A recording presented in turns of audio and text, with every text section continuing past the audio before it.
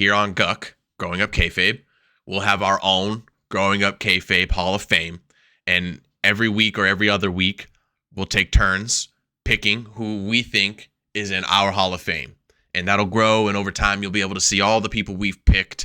And I think that's a pretty cool thing to do. So, do you think you want to think of somebody, Darnell, this week, or do you want to wait till next week to pick yours?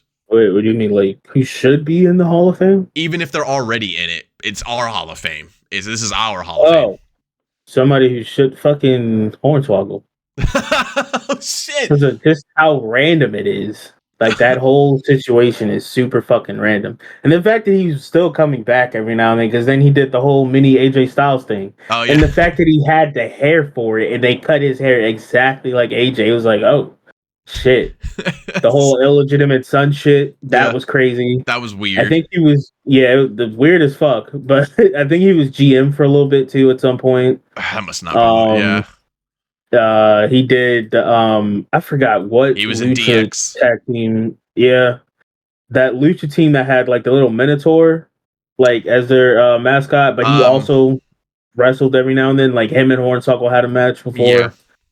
Like just a lot of random shit that you just kind of don't really think about, and it's kind of like in the back of your mind. Yeah. But then you like as soon as someone says his name, you're like, oh shit, that's right. Yeah, you're that's like, true. Okay. He has that like fucking legend status behind to where like even though he was mostly a goof all the time, he was just a gag character basically. He's a legend. And he was very again likable. Yeah, that's the thing. The only weird thing was like the whole no talking thing. Like he just kind of like did a bunch of grunts and stuff all the time. Like that was that was very weird. That was the only thing. I think they eventually let him say a few words. I think. But, you know, when you think about that, you think back, like, who was making the decision? Vince. So it's just like, I mean, that makes sense. Yeah. I'll say we'll put 2 in this week then, just because I definitely want to say I went down a rabbit hole the other day. And I've fallen back in love with this character and everything. Everybody loves this character. And I was watching The Undertaker talk about how he definitely deserves a spot in the Hall of Fame. And, you know, he'll be in there definitely soon, very soon. He should already be in there. But I mentioned him earlier, Goldust. Dustin Rhodes needs to. He's in our Hall of Fame. Bro is taking bullets. Dude, his entire career being in WWE. I would highly recommend looking up, if not his full interview, just the clips that they put on YouTube of his interviews on Inside the Ropes. It's from like a year ago to 9 months ago. And he explains how the character got made, all the things that led up to him being like a full-blown gay character, and how like it was hard for him and like the people who had to push him. Surprisingly enough, the first person to push him to do gay stuff was Savio Vega, which in Brooklyn, and which is insane that he would that's how he would try to introduce it, but it caught so much heat and it worked so well. As he tells in the story, Vince leaned over him as he was laying on the ground in the back going, "Holy shit, Dustin, that worked so well. That was awesome. Oh, you got to go back out there and get some heat, man."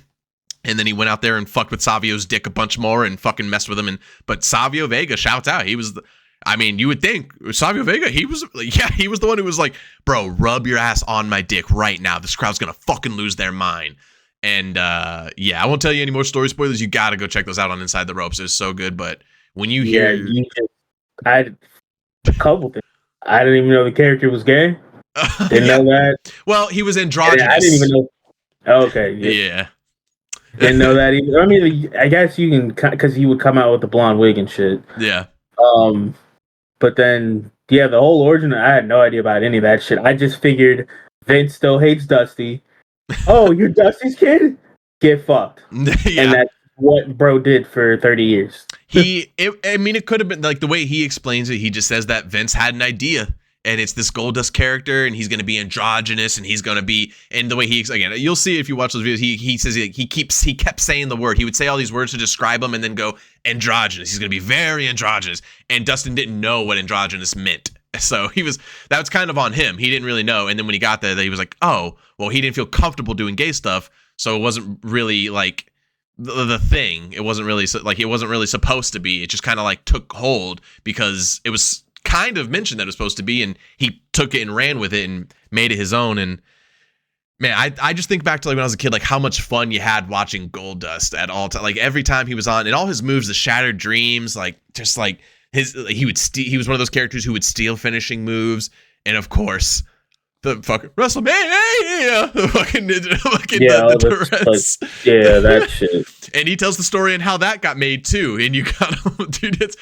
Oh man, Dustin Rhodes overall, like his character in AEW, his characters before he was Goldust, and Goldust, like I just grew up on Goldust, and you know, it was almost like you weren't supposed to like him because it was such a time of like, get this queer out of here, what's this weirdo doing? But yeah, he's a legend, man, and you will be in the Hall of Fame one day, Dustin. But if just so you know, you're in our Hall of Fame. Hornswoggle and Goldust inducted into the Growing Up Kayfabe Hall of Fame.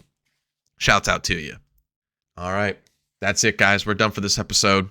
You already know where to follow us. You already know where to check us out. And you already know where to subscribe, which is down below. Keep checking out all the episodes. And we'll see you guys next week on Growing Up Kayfabe. Bye.